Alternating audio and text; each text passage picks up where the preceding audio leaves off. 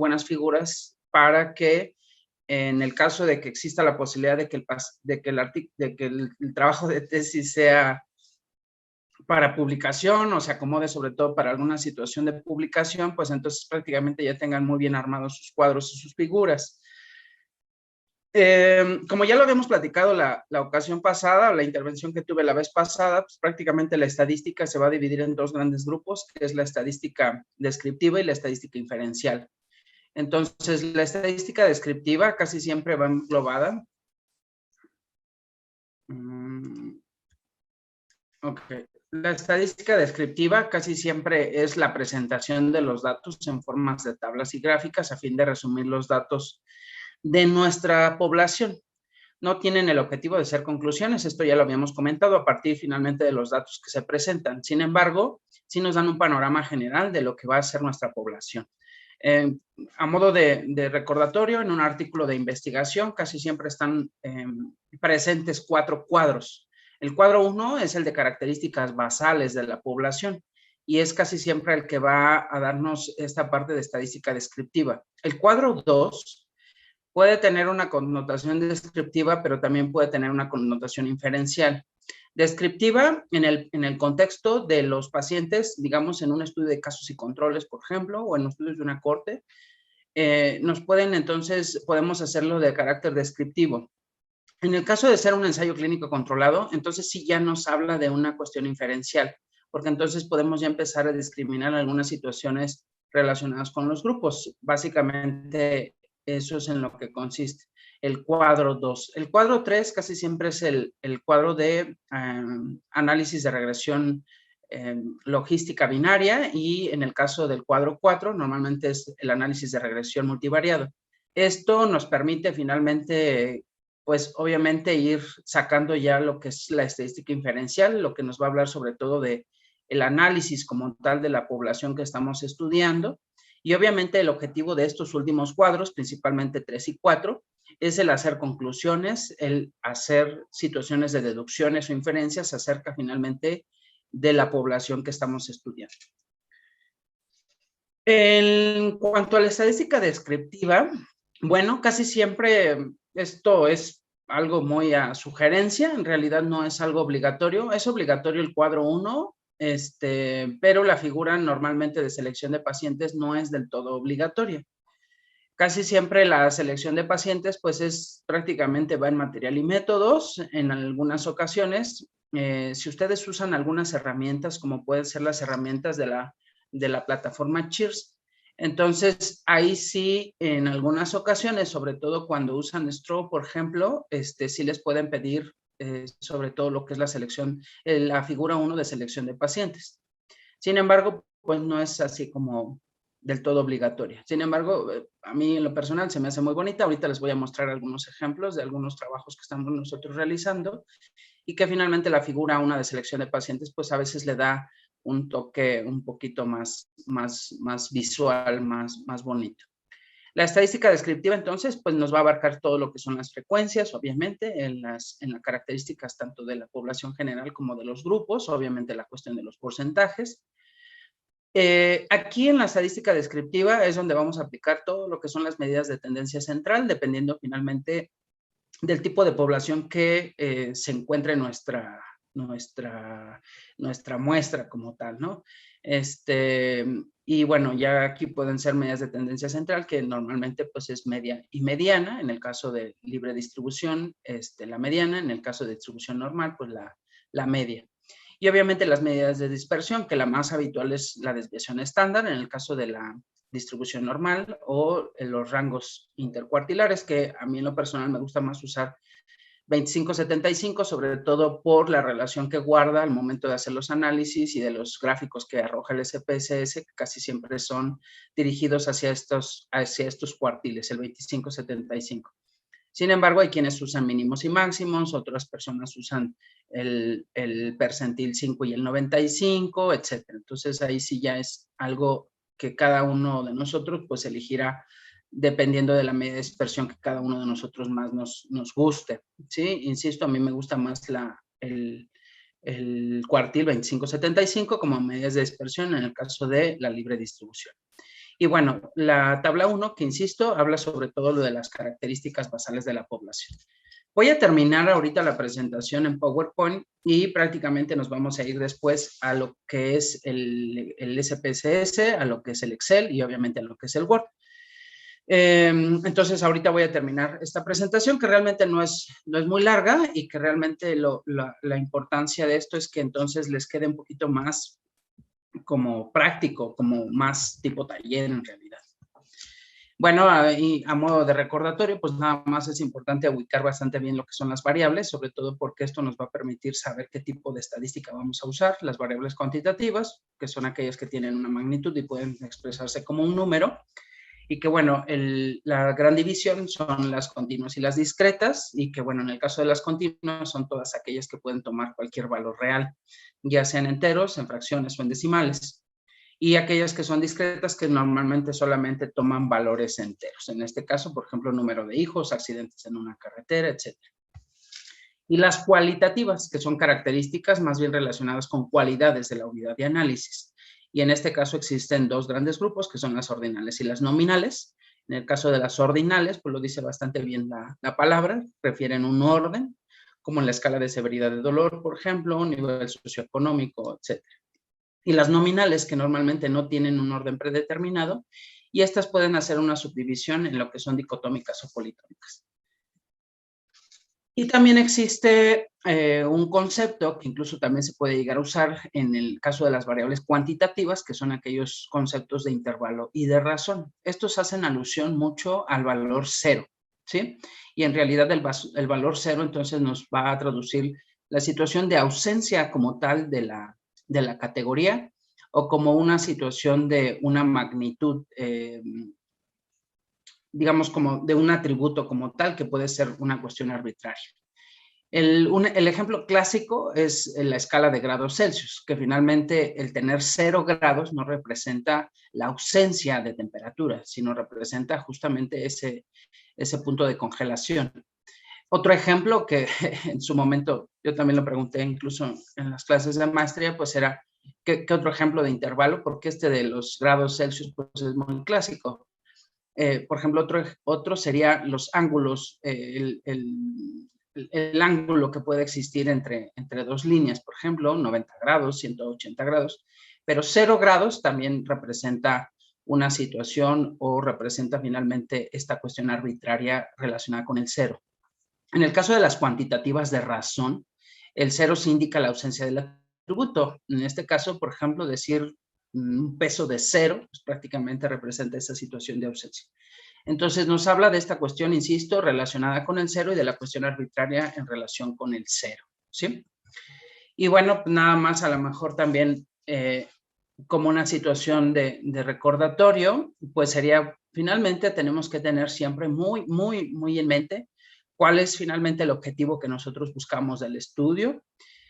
Debemos identificar entonces nuestras variables y el tipo de distribución que finalmente tienen nuestras variables, y por lo tanto, después de esto, el tipo de muestra que tiene, si son muestras relacionadas o son muestras independientes, para que entonces esto nos permita, en toda la gama de pruebas que pueden estar relacionadas con esto, pues entonces elegir la mejor prueba que nosotros queramos.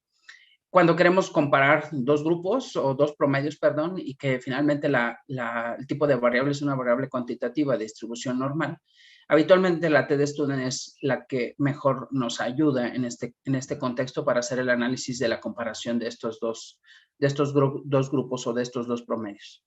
En el caso de las cuantitativas discontinuas y continuas o que tienen una libre distribución, habitualmente la U de Manning-Whitney es la que va a tener como mejor uso. Sin embargo, si las muestras son relacionadas, Wilcoxon es la mejor prueba que tenemos que usar. Ya cuando se tienen que comparar tres grupos, habitualmente lo más típico son obviamente la situación relacionada con ANOVA o el otro gran contraparte de la libre distribución, que sería Kruskal-Wallis. Sin embargo, cuando usamos muestras relacionadas, por ejemplo, yo recuerdo mucho la utilidad de Friedman, por ejemplo, en un caso de pacientes donadores que quisimos estudiar antes de la donación, después de la donación, las primeras 48 horas y obviamente a los 6 meses. Entonces, esas son muestras relacionadas. Prácticamente estamos hablando del mismo paciente y su evolución prácticamente a través del tiempo. Entonces son muestras relacionadas y en ese caso usamos nosotros Friedman, por ejemplo. Cuando queremos comparar dos grupos, habitualmente chi cuadrada, en el caso de las cualitativas, prácticamente va a representar la mejor herramienta. Sin embargo, en el caso de muestras relacionadas, McNemar prácticamente es la que mejor se va a acomodar. Para la comparación de 3 o más grupos, en el caso de variables cualitativas, chi cuadrada es casi siempre la que más usamos. Y cuando queremos hacer estudios de correlación, normalmente las correlaciones de Pearson y Spearman son las que obviamente vamos a utilizar. Hay estudios, aquí faltarían algunos otros objetivos de estudio, como pueden ser la supervivencia, que en este caso podemos usar Cox o Kaplan y Meyer, y existen algunas otras pruebas estadísticas ya de estadística intermedia y estadística avanzada, que finalmente no es el objetivo casi siempre en medicina, pero bueno, que en ocasiones ni siquiera yo ahorita todavía lo estamos todavía viendo, pero bueno, es importante empezarlas a conocer, como puede ser ANCOVA, etcétera, algunas otras pruebas que son sumamente interesantes y que también podemos aplicar en algunas otras estudios dependiendo de nuestro objetivo. Entonces, pues es importante sobre todo que tengan como muy pendiente esta gráfica, sobre todo objetivo del estudio, la variable a utilizar, el tipo de muestra y finalmente la prueba estadística que vamos a utilizar. Y la otra forma o la subsiguiente forma de presentar nuestros resultados prácticamente va a ser todo lo relacionado con la estadística inferencial, que en el caso del cuadro 2 va a ser todo aquello que va a estar en relación con la comparativa de la maniobra. Ahorita vamos al ejemplo, sobre todo para que sea un poquito más entendible. En el cuadro 3 habitualmente hacemos el análisis bivariado, donde cruzamos entonces la variable contra el desenlace y casi siempre nos va entonces a arrojar algunas situaciones relacionadas con riesgo o protección, y esto al final después vamos a elegir las que tuvieron significancia estadística para meterlas al modelo multivariado y por lo tanto entonces saber cuáles, a pesar de toda la situación de las multivariables, pues entonces sigue siendo una variable que tiene un impacto en el desenlace, ¿sí? Y esto casi siempre está representado en el cuadro 4. La gran mayoría de las revistas piden estos 4 cuadros, el cuadro 1 de características basales, el cuadro 2 de la comparativa de la maniobra, el cuadro 3 de análisis bivariado y el cuadro 4 del análisis multivariado. Las cuestiones de las figuras, pues están muy en relación finalmente con los objetivos del estudio. En el caso, insisto, de la presentación de la elección de los resultados, de la presentación de la selección de los pacientes, se puede hacer en la figura 1, y hay algunas otras figuras que se pueden también realizar, como pueden ser, insisto, cuestiones de supervivencia, algunos otros análisis pues secundarios. Por ejemplo, hay un análisis muy bonito que me ha gustado mucho, que es un análisis que se llama análisis de correspondencia, que trata de agrupar ciertos desenlaces dependiendo de algunos niveles en algunas variables, por ejemplo, creatinina, y que trata de agrupar, por ejemplo, los estadios. Y bueno, son análisis muy bonitos y que pueden ir en figuras. Les comparto también algunas herramientas de la lectura crítica en relación con el diseño del estudio. Ahorita, si quieren, también nos podemos meter para que más o menos visualicen ustedes cómo es esta herramienta del Cheers. Esta herramienta nos permite entonces, primero tenemos que identificar claramente cuál es nuestro diseño del estudio, si es un casos y controles, si es una corte, si es reporte de casos, si es un metaanálisis, si es una revisión sistemática, etcétera, si es una guías de práctica clínica, etcétera. Entonces, tenemos que ubicar primero nuestro diseño de investigación. Ya conociendo nuestro diseño de investigación, entonces, ahora sí, nos vamos a entonces a elegir la herramienta que sea más pertinente para nosotros. Y cuando elegimos la herramienta, pues prácticamente nos viene un desglose de un checklist. Casi siempre, la gran mayoría son entre 20 y 30 puntos a verificar en todo lo que es un artículo y que casi siempre va muy en relación con una tesis. Entonces es importante que también conozcan este tipo de herramientas, sobre todo para que pues también les sirva como una guía para que ustedes puedan llevar a cabo ese checklist dependiendo de su diseño del estudio.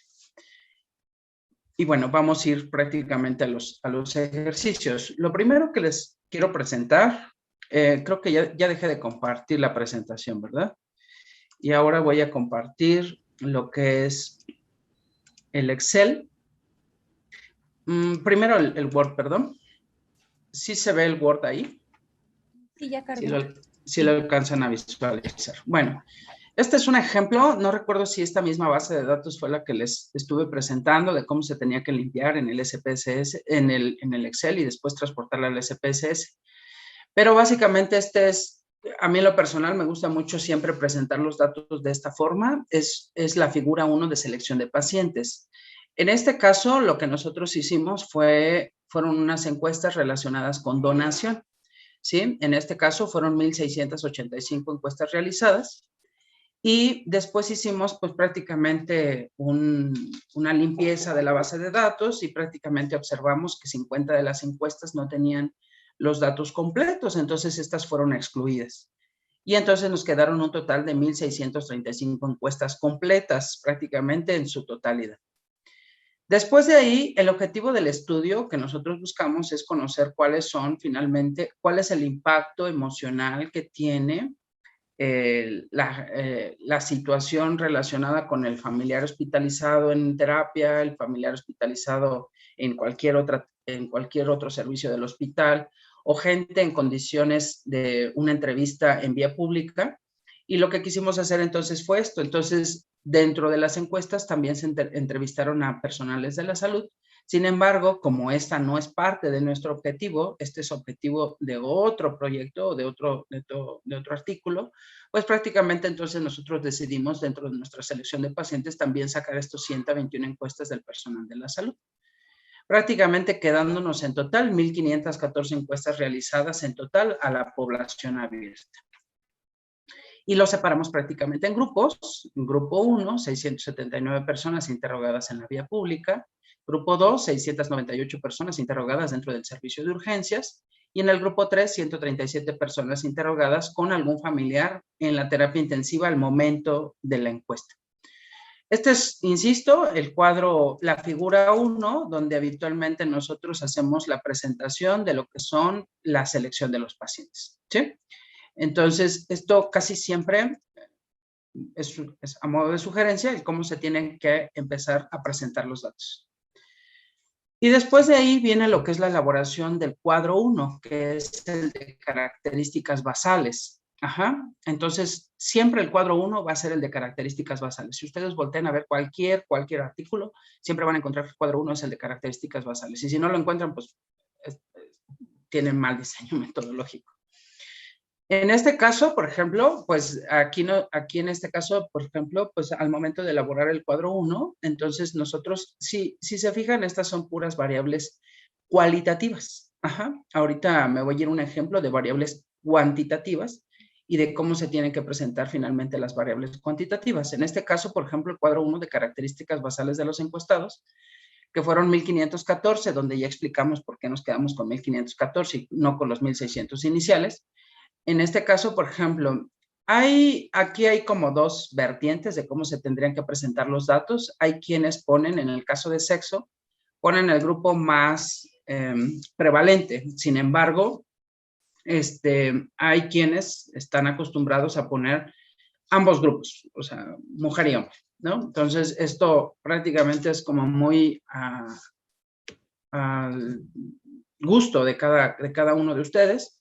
Si para fines de tesis a lo mejor quieren hacer alguna diferencia de sexo entre hombre y mujer, pues se puede hacer y prácticamente presentar ambos datos. En este caso, a mí no me representa mucho la situación del sexo, entonces prácticamente nada más pongo el grupo más prevalente. Y algunas otras consideraciones que sí pudieran ser importantes para mí, como pueden ser a lo mejor los grupos etarios, pues entonces sí pondría yo la totalidad. Estas encuestas fueron realizadas en mayores de 18 años, eso obviamente es algo que se tiene que mencionar en material y métodos, y dentro de material y métodos, pues prácticamente vamos a mencionar que no se hizo entrevistas a menores de 18 años o menores de edad, y por lo tanto, entonces arrancamos con el grupo etario entre 18 y 25. Y prácticamente los datos los vamos a presentar como frecuencias y porcentajes, ¿sí? Entonces, aquí lo que podemos hacer es empezar a presentar nuestros datos de ese modo. Lo mismo pasa con el estado civil, al igual que el sexo, por ejemplo, que nada más presentamos el grupo más prevalente. En el caso de la escolaridad, al principio estaba categorizado como primaria, secundaria, preparatoria, licenciatura y posgrado. Para fines, finalmente, del análisis, pues nosotros quisimos después compactar un poquito más los grupos y los pusimos como educación básica y finalmente también la situación de frecuencias y porcentajes. Y prácticamente así cada una de las variables que finalmente nosotros buscamos obtener, ¿sí? En el cuadro 2, que entonces ya sería el que está relacionado con la maniobra, ¿sí? ¿Qué es lo que a mí me interesa? Entonces, aquí nosotros perseguíamos tres objetivos. Uno, en la cuestión emocional, insisto. Dos, también el conocer cuáles son las tendencias de las personas que sí aceptan o que están a favor de la donación y aquellas que no. Y tres, aquellas personas que finalmente desearían o estarían a favor de donar de un familiar. Uno pensaría que si yo acepto donar yo mis órganos, pues habitualmente pudiera también aceptar donar los órganos de mi familia. Sin embargo, sí hay cambios importantes ahí y es algo que queremos presentar finalmente ya cuando se concluya este artículo, que insisto, para fines de tesis prácticamente son muy similares la presentación de los resultados. En este caso, nosotros quisimos presentar la maniobra como aquella en la que los pacientes aceptaban donar o no aceptaban donar, ¿sí? En este caso, aquellos pacientes que aceptaban la donación a título personal, eran 561 de esos 1,514 personas. En el caso de los pacientes que no aceptaban donar, eran aquellos, era el grupo más grande de 953. Y prácticamente hacemos las mismas variables, estas mismas variables que se presentan en el cuadro 1, pero ahora entonces separando finalmente cuántas personas están en el grupo de los que aceptan donar y cuántas personas están en aquel grupo de los que no aceptan finalmente donar. Y aquí podemos aplicar entonces algunas pruebas finalmente relacionadas con los objetivos. En este caso, por ejemplo, sexo, que es dicotómica y que es una cualitativa. Entonces, algo que es prudente también hacer es mencionar finalmente el valor de P y cómo al final en la tabla lo vamos a presentar. O sea, si lo vamos a presentar como una situación de chi cuadrada, si lo vamos a presentar como una nova, si lo estamos presentando como una Kruskal-Wallis, como estamos presentando como un T de estudio, por ejemplo. Omití ponerlo.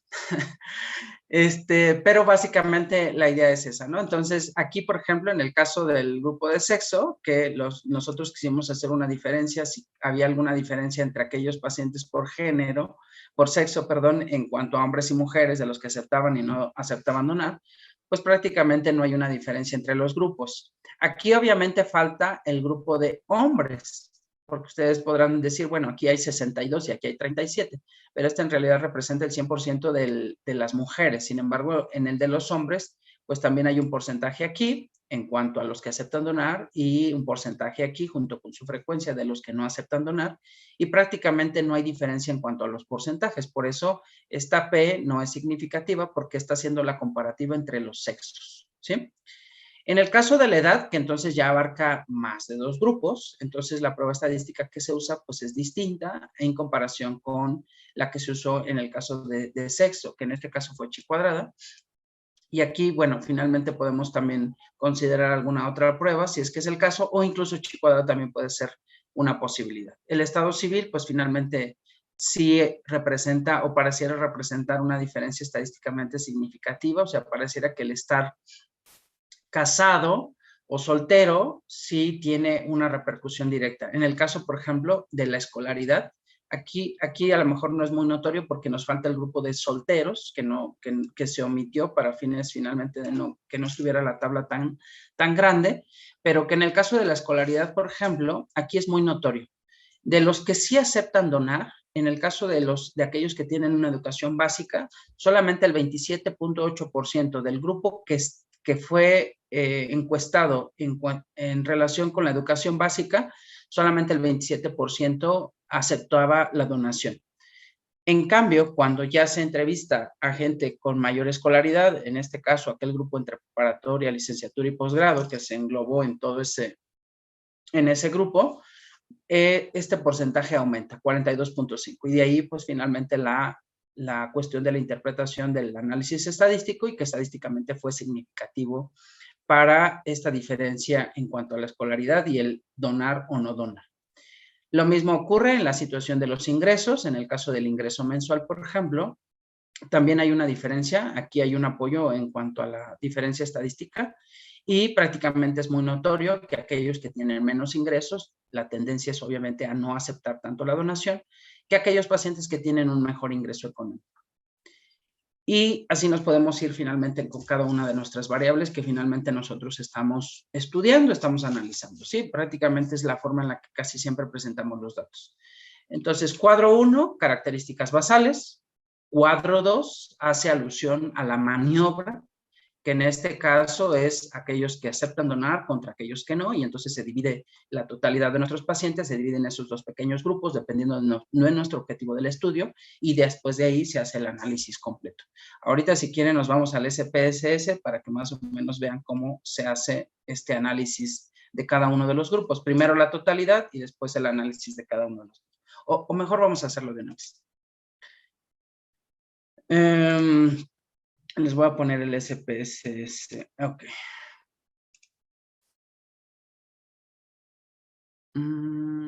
Déjenme ver.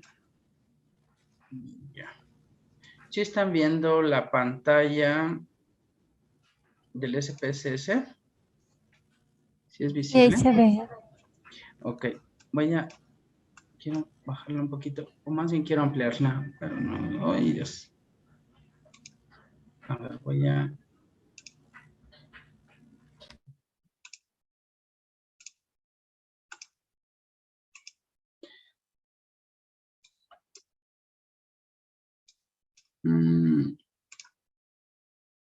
Es que no sé por qué no me permite. Bueno, aquí si se está, espero que puedan estar viendo lo que es el SPSS.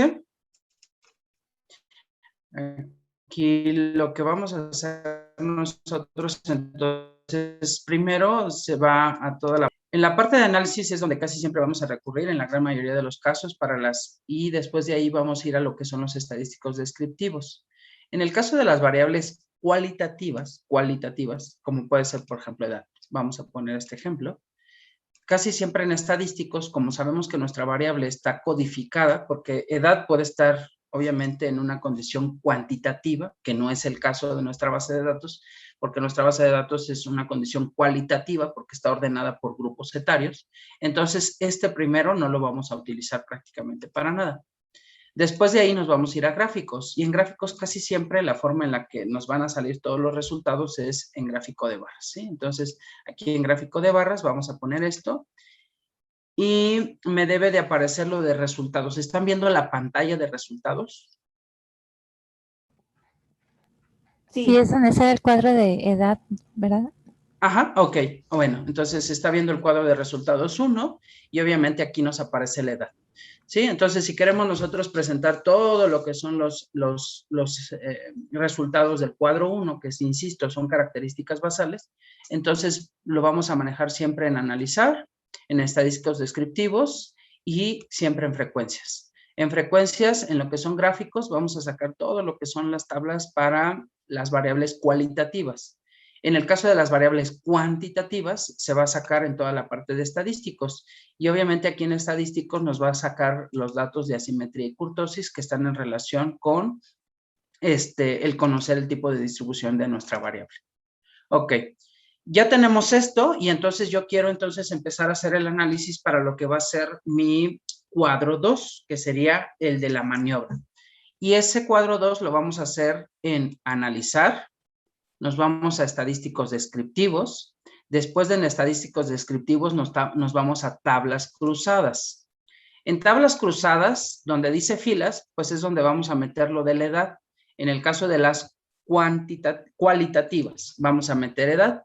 Y yo voy a meter en columnas lo que va a ser mi maniobra. ¿Cuál es mi maniobra? El aceptar donar o no aceptar donar. Y este caso lo voy a meter en columnas. Después me voy a ir a las viñetas que están hacia el lado derecho. Me voy a ir a estadísticos y en estadísticos voy a poner chi cuadrada y voy a poner la situación de riesgo. Lo voy a aceptar y en la cuestión de casillas voy a poner fila, columna y total. Casi siempre le recomiendo que salga esto de fila, columna y total, Pueden poner ustedes el recuadro de esperado, sin embargo, en lo de esperado casi siempre es cuando ustedes quieren hacer el ejercicio manual. No se los recomiendo, en realidad el programa no lo hace todo, pero bueno, en algunas ocasiones cuando se está en la maestría, pues obviamente nos piden que hagamos todo manual en el esperado, sobre todo para que sepamos hacerlo. Y prácticamente damos a aceptar. Y aquí nosotros vamos entonces, estamos viendo la pantalla de resultado 1 donde dice tabla cruzada edad con donaría. ¿Sí están Es la viendo que esa? está en pantalla, sí. Ok, entonces aquí esta información es la que está arrojando, que es la que nos va a ser útil para el cuadro 2, que sería el cuadro de la maniobra, o sea, las características basales, pero separadas por la maniobra, que en este caso va a ser edad. Si nos vamos un poquito más hacia arriba, aquí nada más tenemos los grupos gruesos en la totalidad, en este caso de 18 a 25 años, tenemos que son 322 encuestas, que representa el 21.3% de la población.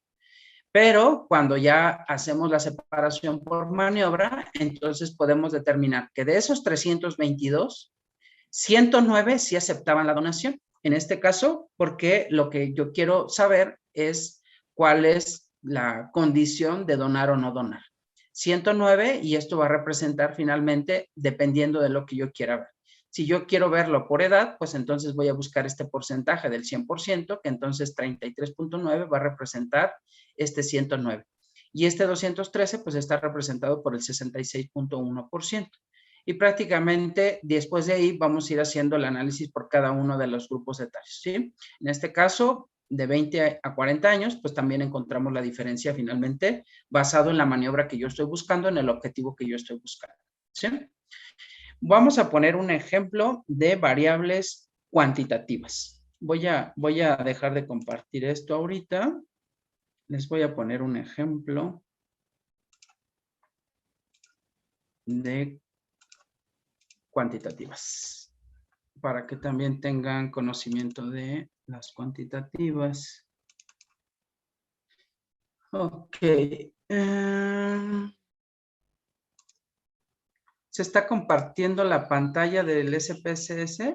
No. Todavía no. Ok, voy a... Ay, Dios, ¿dónde está?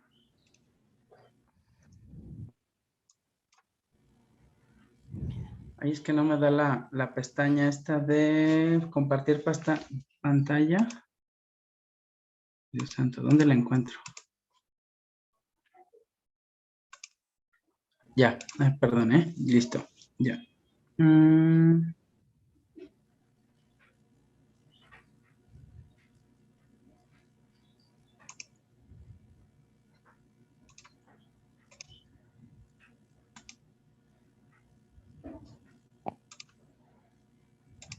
Que no la alcanzo.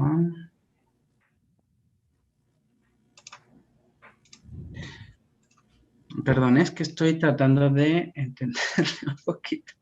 No lo alcanzo a compartir, pero ya voy.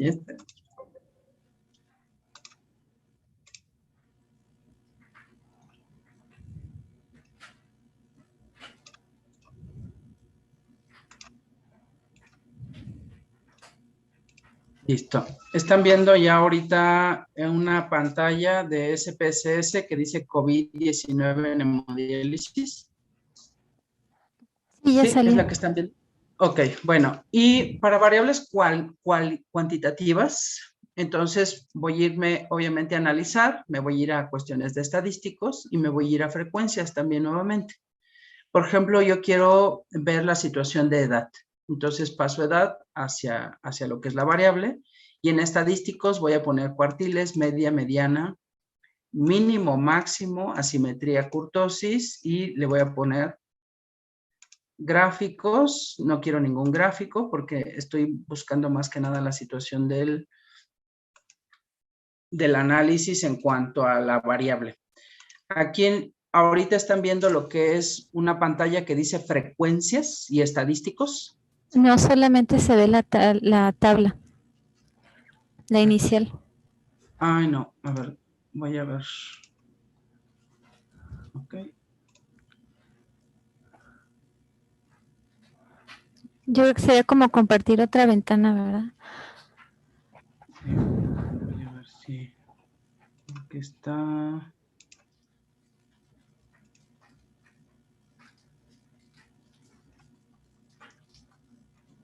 A ver, creo que ya, ¿no? Sí, Sí, sí están viendo una donde dice frecuencias y se ve lo de estadísticos de edad. Sí, ahí ahí sí ya ya. salió. Ok, Sí, bueno, aquí prácticamente, en este caso, por ejemplo, nosotros estamos tratando de ver, en el caso de la simetría y la kurtosis, estamos viendo que es una variable de libre distribución. En este caso vamos a usar lo que es mediana y obviamente vamos a usar, bueno, insisto, a mí me gusta más lo que es el cuartil 25 y 75. La forma de representar o la forma de capturar esta información entonces sería del siguiente modo. Ahorita les presento la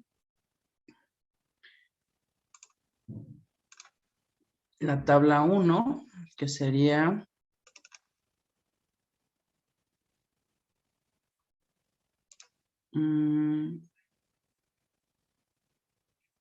es que tengo como muchas ventanas abiertas y creo que más bien ahí radica el problema. Ok. No sé si estén viendo un Word que dice resultados. sí, sí se ve. Sí, ok. Prácticamente es muy similar. La figura 1, que nos habla de 1,514 personas en dos unidades de hemodiálisis subrogada. De ahí 259 personas tuvieron una definición operacional de infección por COVID. 11 personas salieron por datos incompletos y nos quedamos con una totalidad de 248 pacientes en el estudio.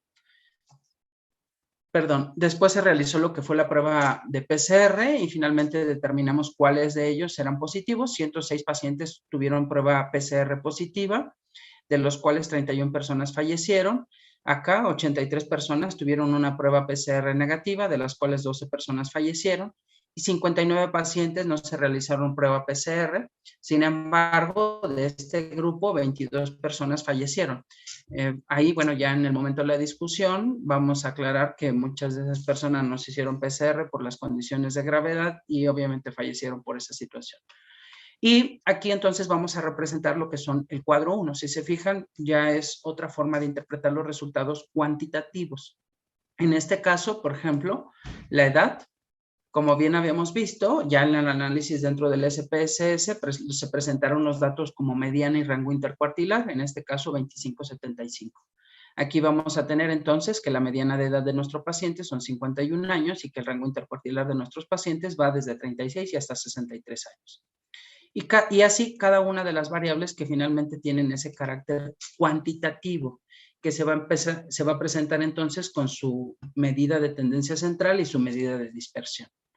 Y en el caso de las variables cualitativas, que en este caso, por ejemplo, sexo, si ustedes se fijan aquí, pues aquí sí pusimos prácticamente los dos sexos y no solamente el que era más prevalente, sino quisimos poner ambos. En el caso, por ejemplo, de aquellos pacientes que eran diabéticos, pues pusimos prácticamente nada más los que sí eran diabéticos y así en cada una de las comorbilidades. Y obviamente la situación de sintomatología, pues también fue presentada. Y después de ahí, lo que hacemos nosotros es hacemos un análisis relacionado con las tablas, obviamente, con la situación de la maniobra. Les voy a presentar ese otro Excel. Digo, ese lo estoy haciendo en Excel. Déjenme dejar de compartir. Y me voy a ir al Excel. El cómo estamos armando ahorita. Este es un trabajo que estamos ahorita realizando.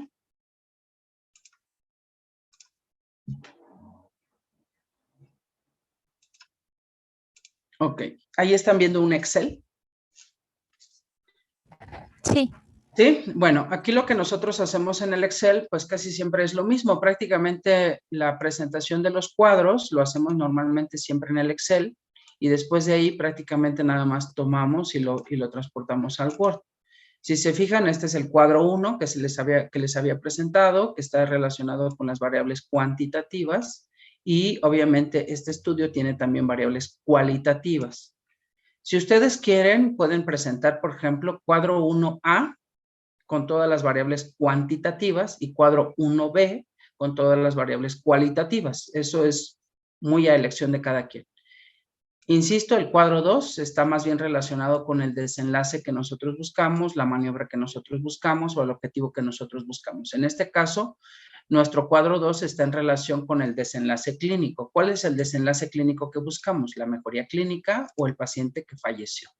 De los 248 que cumplieron la definición operacional para COVID-19, de los pacientes en hemodiálisis, de esos 1,500, que era el universo de trabajo de las 2 unidades subrogadas, 183 tuvieron una mejoría clínica y se tuvieron 65 defunciones de esa totalidad de los pacientes. Muchos de ellos con prueba PCR positiva, algunos otros de ellos con prueba negativa y otros de ellos que no se realizó finalmente la prueba. Y cuando presentamos entonces los datos del cuadro 2, casi siempre entonces tenemos que hacer exactamente lo mismo. Tenemos que hacer la diferencia entre los grupos y esto finalmente también lo vamos a obtener en el SPSS. Para poder hacer este análisis, casi siempre nosotros nos vamos a meter dentro del SPSS a analizar estadísticos descriptivos. En el caso de las variables cuantitativas, nos vamos a meter a la pestañita que dice explorar y ahí vamos a meter lo que nosotros queremos diferenciar entre los grupos. Si queremos obviamente saber cuál es la diferencia entre los grupos, esto es saber si la media o los promedios finalmente entre el grupo de edad, entre los grupos que tuvieron una mejoría clínica contra la defunción en relación con la edad, pues vamos a hacer entonces un estudio de TED Student o podemos hacer también para hacer la comparación entre los grupos. Y obviamente esto nos va a permitir finalmente hacer el análisis en el SPSS. No sé si también ven pruebas estadísticas de lo de prueba de Levine y toda esa parte, no lo sé, tampoco no quisiera ahondar mucho en eso porque no es el objetivo de esta clase, sino la presentación de resultados. Pero pues valdría la pena, por ejemplo, hacer el análisis con TED Student y obviamente ya con las pruebas de Levine, saber hacia dónde es el análisis de varianzas y poder entonces determinar eso. Pero básicamente las variables, insisto, cuantitativas, pues van a ser casi siempre representadas de ese modo. Voy a dejar de compartir esta y les voy a mostrar lo que es el análisis bivariado y el análisis multivariado, donde también nosotros presentamos los resultados. Nada más déjenme ir a...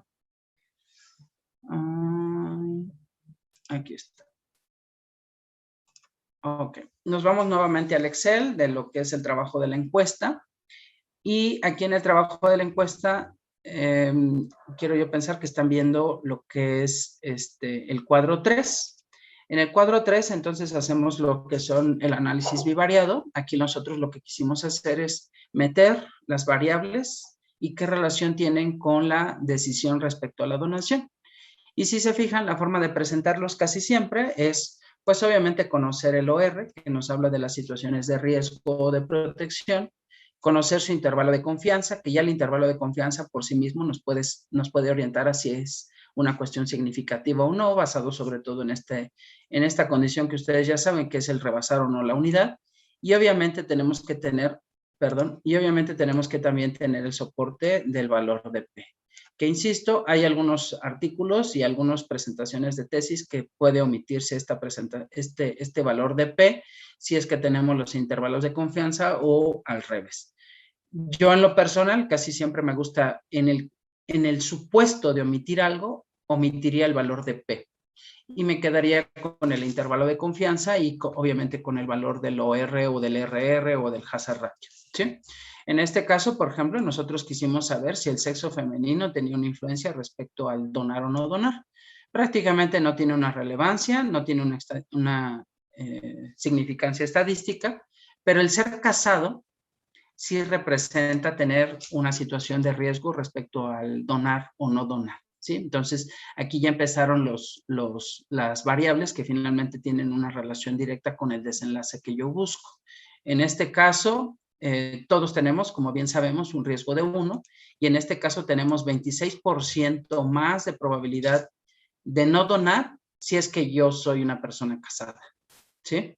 Y que obviamente va a tener un intervalo de confianza que va desde 1.02 hasta 1.56. Esto es que puedo tener un intervalo de confianza desde un 2 hasta un 56% de no donar si es que yo soy casado. Y esto tiene un apoyo estadísticamente significativo. En el caso de ser una persona que tiene preparatoria, tiene licenciatura o posgrado, ahí creo que está mal el resultado, porque esto era protector. Aquí más bien es en relación con educación básica, el tener primaria o secundaria nos condiciona también una situación de riesgo respecto a no donar. Entonces, y esto también tiene una significancia estadística. Y obviamente también un ingreso menor de 5,000 pesos también me representa una situación de riesgo respecto a no aceptar la donación. Y de ahí prácticamente podemos ejemplificar cada una de nuestras variables. Esto es el análisis bivariado. Después de ahí voy a tomar todas las variables que fueron significativas, que en este caso son las de negro, ¿sí? Y todas esas variables que fueron significativas las voy a meter al análisis multivariado, que para presentaciones o para fines de presentación de resultados de una tesis o de un artículo va a ir representado en el cuadro 4. El cuadro 4 entonces nos habla de lo que es el análisis multivariado, y el análisis multivariado está en relación entonces con aquellas variables que tuvieron una trascendencia estadísticamente significativa en el análisis bivariado. Y prácticamente la idea es tratar de ver ya con el conjunto de todas las variables cuáles siguen manteniendo esa significancia estadística. Y obviamente en este caso las que siguen manteniendo una significancia estadística es el ser casado, el tener, aquí es educación básica, el que su familiar no conozca la postura respecto a la donación, el no tener familiar que tenga una necesidad de trasplante.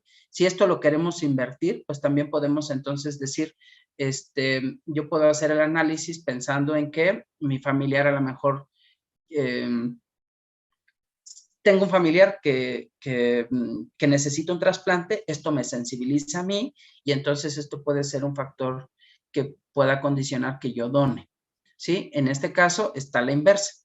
El no tener un familiar con necesidad de trasplante involucra que entonces la tendencia de la gente sea a no donar, ¿sí?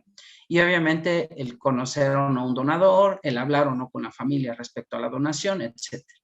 Bueno, estos son a grandes rasgos la forma en la que normalmente nosotros presentamos nuestros datos y que finalmente también nos es como muy útil, ¿sí?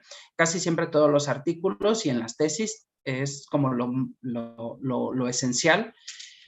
La situación de gráficas que ustedes pueden obtener en el SPSS, pues en realidad va muy en relación a lo que ustedes quieran presentar, ¿sí? Si ustedes quieren, por decirlo así, vámonos a... Dejen abrir otra donde vengan muchos gráficos. Por ejemplo, características basales. Ahorita se los comparto, nada más lo estoy abriendo, nada más para ver si aquí vienen los gráficos. Ah, sí, aquí vienen los gráficos. Ok, entonces si ustedes quieren...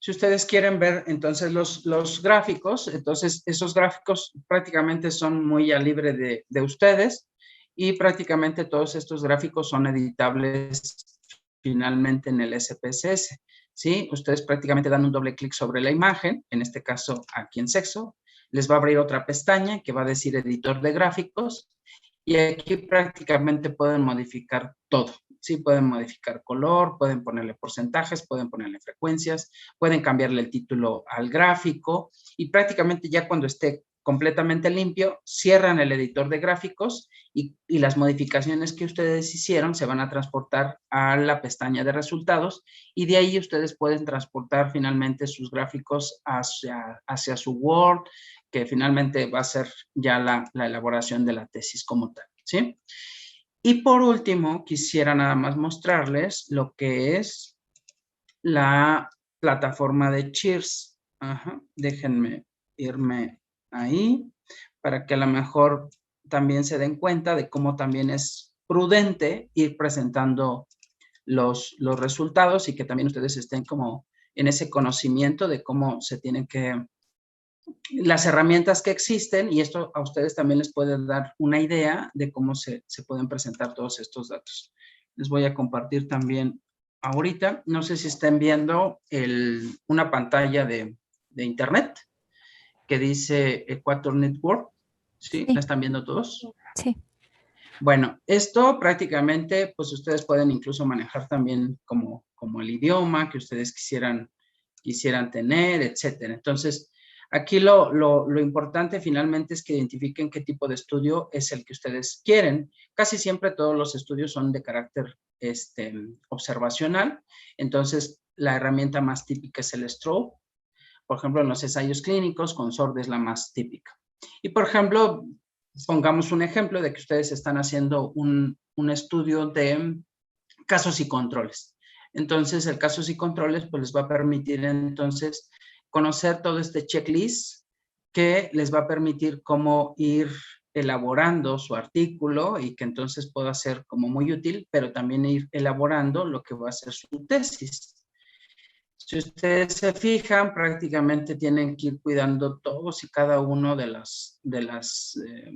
checklist que presenta cada una de las herramientas. En este caso, estamos usando Strobe, insisto, para un estudio de casos y controles. Y prácticamente la presentación que tenemos que hacer de todo lo que es. En el caso, por ejemplo, me voy a salir aquí y me voy a ir nuevamente, por ejemplo, en el caso de un ensayo clínico que usamos Consort, por ejemplo, el Consort nos va a permitir, ¿sí están viendo una pantalla en Word?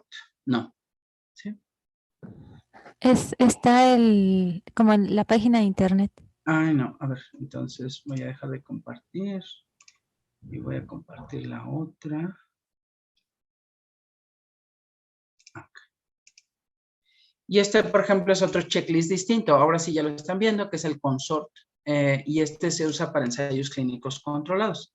Ajá. Y aquí lo trascendente finalmente es que también aquí sí les va a pedir lo que es la famosa figura de selección de pacientes.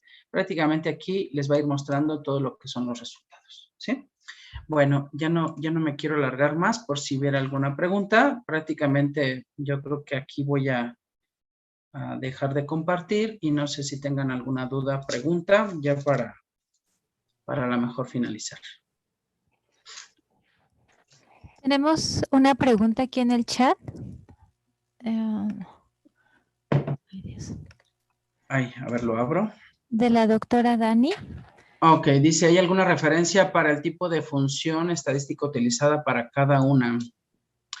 No le entiendo ahí. El tipo de función estadística. ¿Se refiere a la prueba estadística o cómo? Sí, bueno, yo entiendo eso, la prueba estadística que se utiliza para cada una de las variables. A ver, la escucho, doctora, si quiere, porque tengo duda nada más en cómo interpretar la pregunta. Sí, como que prueba estadística es como que la que dé elección como en cada tipo de variables. Es que mi conexión estaba muy mal mientras hablaba de la tabla 1 y tabla 2, que me parece que se refería. Ya, está en la presentación. Déjeme, si gusta, la comparto rapidote, a lo mejor, creo que va en relación con esa. Aquí debe estar. ¿Sí ven la presentación? Sí. ¿A esto se refiere? ¿A cuál prueba estadística voy a utilizar dependiendo del objetivo que quiero y del tipo de variable? Sí, así es. Ok. Bueno, esto es como algo que se ha ido pasando como de generaciones en generaciones, pero si se quiere usted ir a hacer, digamos, si usted quisiera buscar como bibliografía, pues prácticamente hay mucha. Todos los libros de estadística le hablan en relación al objetivo. O sea, usted tiene que primero tener muy bien definido su objetivo y obviamente después identificar muy bien el cómo tiene su variable, porque insisto, por ejemplo, edad, les puse dos ejemplos. La edad puede estar en un contexto cualitativo, si yo hago grupos etarios, por ejemplo, pero también puede estar en un contexto cuantitativo, si yo dejo como tal el número absoluto y entonces hago un análisis como una variable cuantitativa. Entonces, obviamente, si yo tengo edad cuantitativa, pues a lo mejor mi análisis va a ir en relación con una prueba TED-Stude, por ejemplo. Pero si yo tengo edad y la tengo categorizada por grupos etarios, pues entonces esa misma variable edad se va a convertir en una variable cualitativa y entonces mi unidad de análisis pudiera ser una chi cuadrada, por ejemplo. Entonces, sí depende mucho, o sea, por ejemplo, cómo categorizo cada una de mis variables y obviamente tener muy presente siempre cuál es el objetivo de mi estudio. Y eso, pues, obviamente yo que hago mi estudio, voy a ser el que va a saber cuál es el objetivo. Entonces, si mi objetivo es comparar dos grupos, que en este caso, por ejemplo, el ejemplo que les puse de COVID en hemodiálisis, aquellos pacientes que fallecen contra aquellos que tienen una mejoría clínica, pues solamente son dos grupos, ¿sí? Entonces, yo voy a usar esas estadísticas que están relacionadas con dos grupos, que son aquellos que puede ser un Magneman o chi cuadrada, o pueden ser aquellos con Ted Student o de Manning-Whitney, dependiendo de cómo tengo yo categorizadas mis variables, si es cuantitativa o si es cualitativa.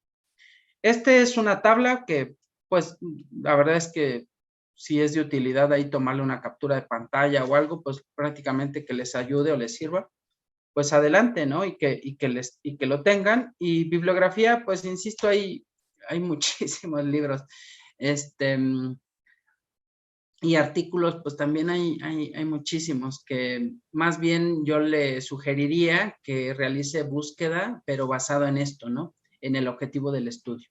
O sea, aunque mi objetivo del estudio es comparar dos grupos, o mi objetivo del estudio es comparar tres grupos, pues entonces hago la búsqueda relacionada con el objetivo del estudio y prácticamente las pruebas que me va a arrojar son estas. Otra es que prácticamente use esto, ¿sí? ¿Qué es lo único que le hace falta tal vez a esta tabla? Los de supervivencia, que es Cox y Kaplan-Meier. De ahí en más, pues, la verdad es que es todo lo que usamos habitualmente, ¿sí? No sé si haya quedado contestada la pregunta. Sí, muchas gracias. Listo.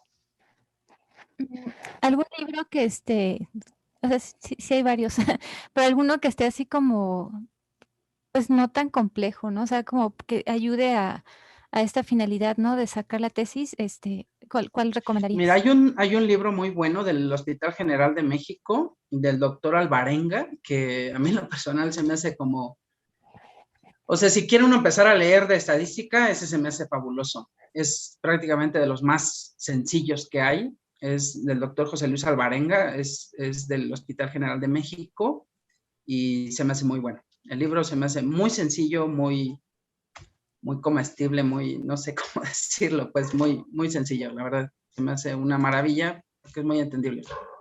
Ese, yo empezaría con ese. Y les recomendaría ese, obviamente, a los residentes, ¿verdad? Está bien, muchas gracias.